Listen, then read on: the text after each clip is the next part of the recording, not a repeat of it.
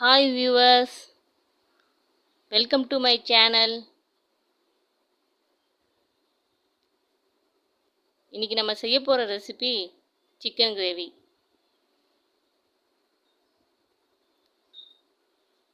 Chicken gravy செய்யறதுக்கு stove on பண்ணி pressure குக்கரை வைங்க.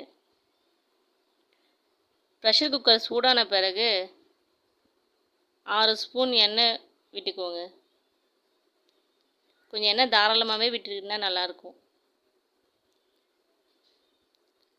எண்ணெய் சூடான பிறகு 2 பட்டை, 2 நசுக்கின ஏலக்காய் சேர்த்துக்கோங்க. 5 கிராம்பு சேர்த்துக்கோங்க. கிராம்பு படபடன்னு பொரிஞ்ச பிறகு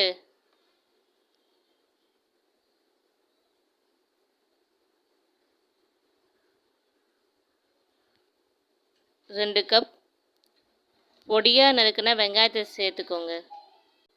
வெங்காயத்தை பச்சை வாசனை போகும் வரையும் நல்லா வதக்கிக்கோங்க.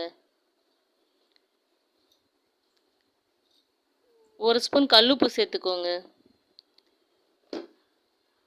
கல்லுப்பு சேர்த்து வதக்கினா சீக்கிரமாக வெங்காயம் வதங்கும். வெங்காயம் வதங்குற நேரத்துக்குள்ளே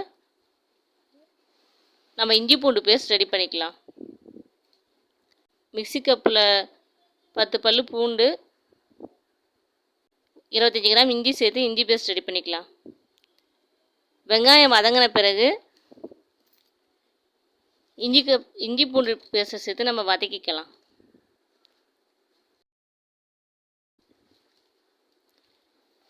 இஞ்சி பூண்டு பேஸ்ட் நல்லா பச்சை வாசனை போகும் வரை வதங்கின பிறகு 2 கப் தக்காளி சேர்த்து நல்லா வதக்கிக்கலாம்.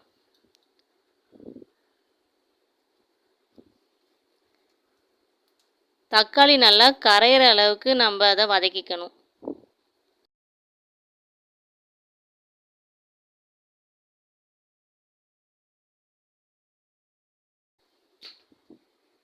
தக்காளி வதங்கின பிறகு 1 ஸ்பூன் மஞ்சள்தூள் சேர்த்துக்கோங்க. 1 ஸ்பூன் தனி மிளகாத்தூள் சேர்த்துக்கோங்க.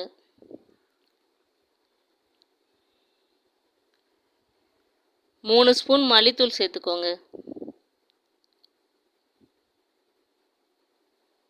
2 ஸ்பூன் கரம் மசாலா தூள் சேர்த்துக்கோங்க. வெங்காயம் தக்காளியோட நல்லா ஸ்மாஷ் ஆகிற அளவுக்கு நல்லா வதக்கி விட்டுக்கோங்க. கரண்டியால் எப்படி நல்லா கிளறி விட்டுக்கோங்க.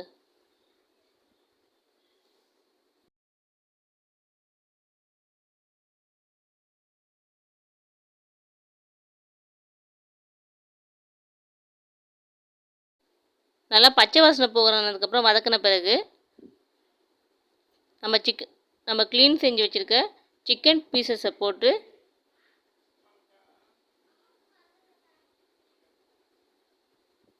இப்படி நல்லா கிளறி விட்டுக்கோங்க.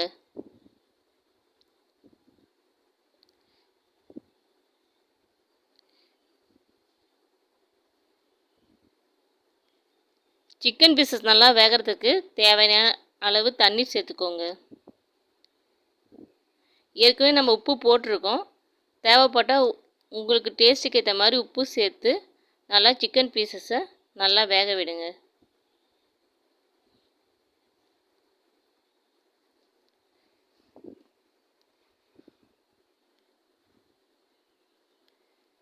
ஒரு கப் நறுக்கின புதினாவை சேர்த்துக்கோங்க. 1 கப் நறுக்கின கொத்தமல்லி தழையை சேர்த்துக்கோங்க.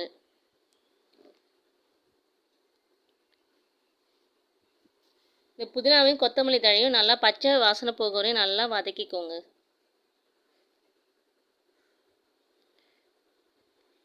இந்த புதினா கொத்தமல்லி ரெண்டுமே சிக்கன் கிரேவிக்கு நல்ல வாசனையை கொடுக்கும். ஃப்ளேவரும் ரொம்ப நல்லா இருக்கும்.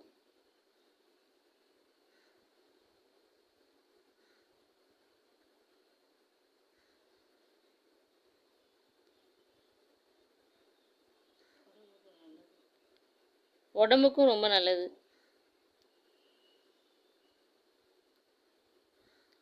சிக்கன் பீசஸ் நல்லா வெந்த பிறகு சிக்கன் கிரேவியை வேறு ஒரு பவுலில் ட்ரான்ஸ்ஃபர் பண்ணிக்கலாம். ஒயிட் ரைஸ், நெய் சாதம், புலாவ். இந்த மாதிரி சாதத்துக்கு இந்த சிக்கன் கிரேவி ரொம்ப நல்லா இருக்கும். இட்லி தோசை போல் இருக்கிற டிஃபனுக்கும் நம்ம சைட் டிஷ்ஷாக யூஸ் பண்ணிக்கலாம். தேங்க்ஸ் ஃபார் வாட்சிங்.